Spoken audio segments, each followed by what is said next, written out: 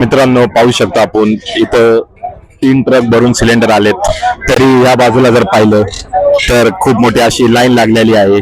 त्यामुळे एवढे 3 ट्रक भरून जरी गॅसचे टाके आलेले आहेत तरी लोकांना अजूनही गॅस सिलेंडर भेटत नाही। त्यामुळे ब्लॅक मध्ये गॅस सिलेंडरची विक्री होती की काय अशी शंका कुठेतरी लोकांच्या मनातही इथं दिसत आहे। नाही अजून तर नाही भेटला, पण आता आज बुक केलं तर ते म्हणतात 4 दिवसांनी सिलेंडर भेटेल। गॅस भेटला का तुम्हाला? भेटला ना सर। किती वेळ लागला? 3 तास। काय समाधान आहे की भेटला पाहिजे। आम्ही सकाळी 10 वाजल्यापासून आलेलो आहे। आता 1 वाजले। आता 1 वाजला, आताशी आम्हाला सिलेंडर भेटलंय। तिथे पण पोलीसवाले 4 जण सोडतायत, तर आता घेऊन चाललोय घरी।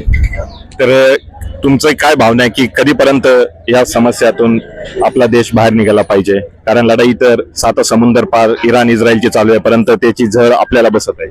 हे तर आपण काय सांगू नाही शकत। आता बस आपल्याला आपल्या सोयी सुविधा पुरवल्या पाहिजे, बस बाकी ते त्यांचं बघून गेलं। हा आता कसं तुम्ही स्वयंपाक वगैरे कसे करता? चुलीवर करायला लागलोय, जवळ आणून सरपणावर करायचं। लहान लहान मुलं आहेत शाळेचे, प्रॉब्लेम चालले। आता 3 दिवस झाले याचं बुकिंग संपले नाही। तुम्ही जर इकडे उजवीकडे बघितलं तर सिलेंडरचा मुबलक साठा आहे, पण त्यांची काहीतरी सिस्टीम फेल आहे किंवा ते मुद्दामून करतात हे दिसतं एकंदरीत। कारण तुमच्याकडे 3 ट्रक उभे आहेत आणि तुम्ही डिलिव्हरी करू शकत नाही, दिसतं त्याच्यामध्ये। मला डिलिव्हरीचा मेसेज आहे, परंतु डिलिव्हर झालेलं नाही। 4 दिवस झाले डिलिव्हर झालेलं नाही। शेजाऱ्याचा घेतला म्हणून झालो। शेजाऱ्याचा गॅस घेतला तुम्ही? हो या। तर ही जी एक टंचाई आहे, कधीपर्यंत तुम्हाला वाटतं की लवकरात लवकर ही गॅस टंचाई दूर होईल?